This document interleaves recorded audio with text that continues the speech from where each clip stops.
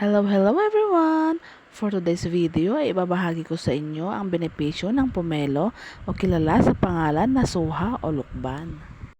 Ang pomelo ay nakakatulong sa infeksyon sa ihi dahil may antibacterial at antifungal ito.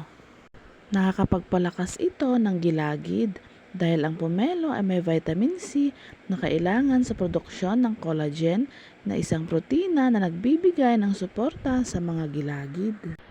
Epektibo rin ito sa paggamot ng diarrhea dahil ang pomelo ay may fiber na nakakatulong sa pag-regulate ng bowel movement at pagpapanatili ng gut health. Nakakatulong din ito sa paglaban sa mga free radicals.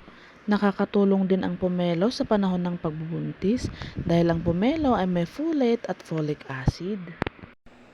Disclaimer lamang po, ako po ay hindi expert at nakuha ko lamang po ito